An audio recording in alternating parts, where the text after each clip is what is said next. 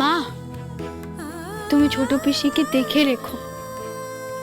আমাদের মাথার উপর যখন চাঁদ ছিল নে, এই মুকুজ্জে বাড়ি তখন আমাদের মাথা গোজা রাস্তা না দিয়েছে, কেটে পড়তে দিয়েছে।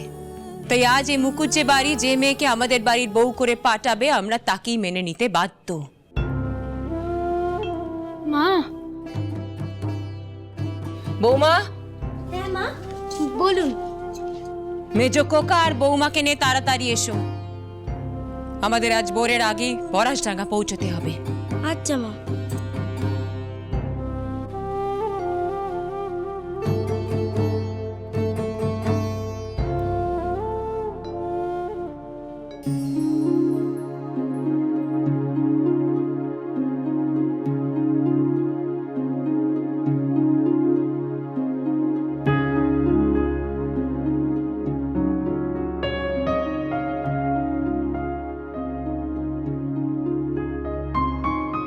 মেজদাদা, ছোট পিসিকে বিয়ে করে ওর সম্মান রক্ষা করার লড়াই সবে শুরু হলো। এরপর কিন্তু সারা জীবন ওর পাশে থাকতে হবে, এটা ভুলে যেও না। থাকবো বোন। চলো।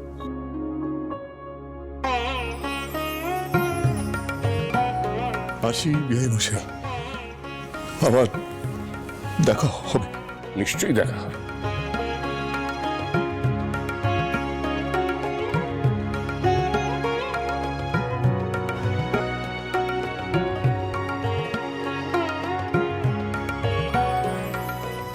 মা, আপনি ভেঙে পড়বেন না।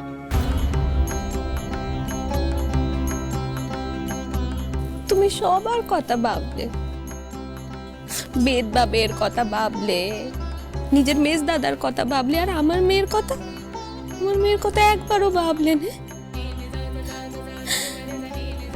সরকার বেদ বাবের আইন করেছে, কিন্তু একজন আইবুড়ো মেয়ের আশীর্বাদ ভেঙে গেলে তাকে পাত্রত্ব করার আইন তো সরকার করেনি। বৌমা, তুমি আমার মেয়েটাকে জলে ডুবিয়ে দিলে। মা, সাবু ঠাকুরজি আমার নিজের বোনের মতো, ওর কোনো ক্ষতি আমি কোনোদিনও হতে দেব না। আজ মেজ দাদার সাথে সাবুর আশীর্বাদ ভেঙে গেছে ঠিকই, কিন্তু সব দায়িত্ব যখন আমার, আজ এক্ষুনি একজন সুপাত্রর সাথে সাবু ঠাকুরজির আশীর্বাদ হবে। সাবুর আশীর্বাদ হবে কার সঙ্গে বৌমা? ফটিক ঠাকুরপোর সাথে। বৌমার সাথে আমাদের কথা হয়েছে দাদা, আপনাদের কোনো অসুবিধা না থাকলে ফটিকের সাথে আপনাদের মেয়ের বিয়ে দিতে আমাদের কোনো অসুবিধা নেই। আরে ফটিক, তার মানে তুই আমার জামাই বাবু আর আমি তোর শালা বাবু।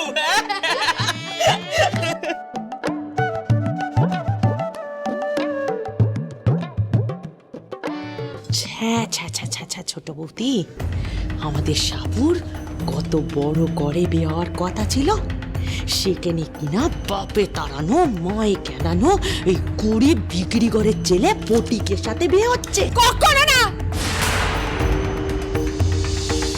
আমি আমার সাবুর বিয়ে এই ফটিকের সাথে কিছুতেই দেব না, কিছুতেই না। আচ্ছা ছোট গিন্নি, এই বিপদের সময় বৌমা একটা রাস্তা বার করবে, সেটা তুমি নিজের হাতে বন্ধ করে দিতে চাইছো? তুমি এটাকে রাস্তা বের করার কথা বলছো? হ্যাঁ, ফটিক যার যোগ্যতা আছে এই বাড়িতে সম্বন্ধ করার, সেখানে ওর বাপ মা তো এক কথায় রাজি হবেই। আমরা গরিব হতে পারি, কিন্তু আমাদের মনুষ্যত্ব আছে। তাই এই বিপদের দিনে কিন্তু আমরা আপনাদের পাশে দাঁড়াতে এসেছিলাম দিদি, কোনো লোভ নিয়ে নয়। আমরা জানি আসলে বাড়িতে এত কিছু ঘটে গেল, তাই মায়ের মাথাটা না একটু গরম হয়ে গেছে। দয়া করে আপনারা রাগ করবেন না। ফটিক ঠাকুর, আমি তোমার কাছে হাত জোড় করছি, দয়া করে তুমি সাবুর সাথে আশীর্বাদে বসে ওকে বিয়ে করে সম্মানটা রক্ষা করো। বেশি না কুচু হয়ে না ছোট গিন্নি, একখান সুস্থ সবল ছেলে পাওয়া গেছে এই ঢের। ফটিকের সঙ্গে সাবুর বিয়েতে আমি রাজি বৌমা। তুমি সাবুকে তৈরি করে নিয়ে এসো। এক্ষুনি যাচ্ছি বাবা। আর আমরা ফটিককে তৈরি করছি। এক্ষুনি ফটিকের সাথে সাবুর আশীর্বাদ হবে।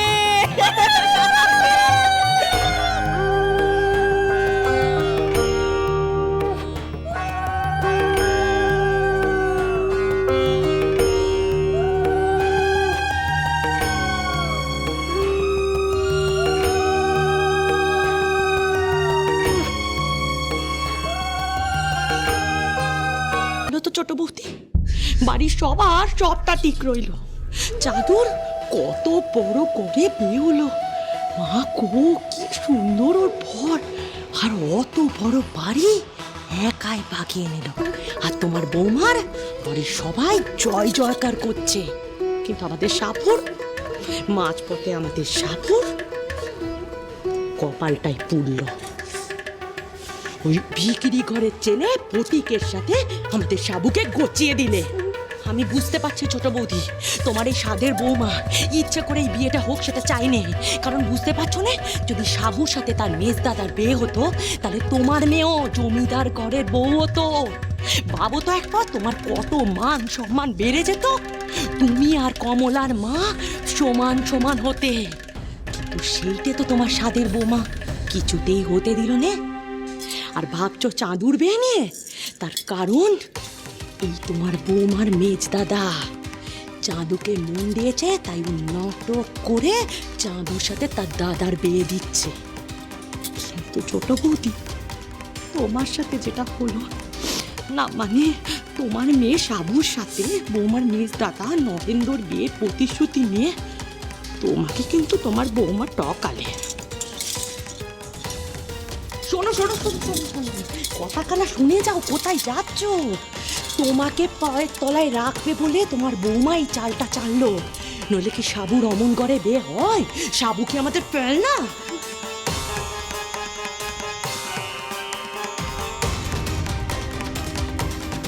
যাই বাবা, আমার তো সব কথাই তোমাদের খারাপ লাগে, তাই গেলে।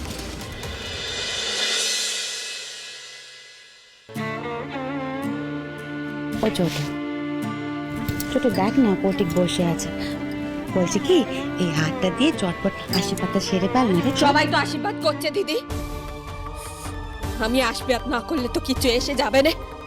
তাছাড়া ওই ছেলের তো কোনো লোভ নাই, এই আটারেরও কোনো দরকার নেই, ওর জন্য দান দুব্বই যথেষ্ট। ছোট আমার বউ, তুমি তো ফটিকের সম্পর্কে বউঠান হও। এই নাও, এই হারটা দিয়ে তুই ফটিককে আশীর্বাদ করো।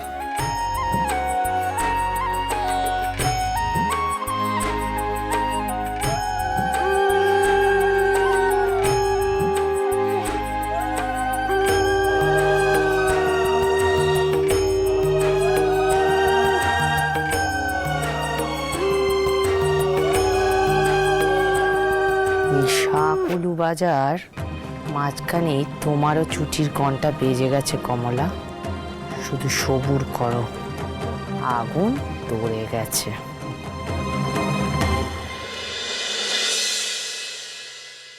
বউ, আজ বাদে কাল ছোট পিসির ফুল সজ্জা, তুমি ফরাসডাঙ্গায় যাচ্ছ তো? হ্যাঁ, আর সে তো আমাকে যেতেই হবে।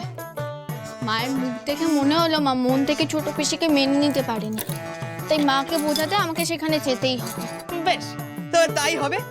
আচ্ছা শোনো না, আমরা একটু ঠেকে চললাম, আমার নতুন ভগ্নিপতির সাথে একটুখানি পায়ে তরা কষে আসি।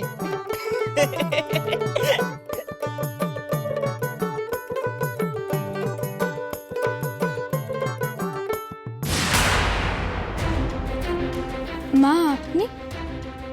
হ্যাঁ বৌমা, তোমার সাথে আমার কিছু জরুরি কথা আছে। হ্যাঁ হ্যাঁ মা, বলুন না। দেখো বউ, তুমি এ বাড়িতে আসার পর থেকে তোমার পিঠ পিছে অনেকে অনেক কাজ করেছে, তার জন্য তোমাকে অনেক কষ্টও পেতে হয়েছে। এবার তুমি কষ্ট পেলে সামনাসামনি পাবে। তোমার ওপর বিশ্বাস যখন করেছিলেন, নিজের সবটুকু দিয়ে করেছিলেন বৌমা, এখন বিশ্বাস যখন উঠেছে, পুরো পুরি উঠে গেছে। শ্রীমান পৃথ্বীরাজ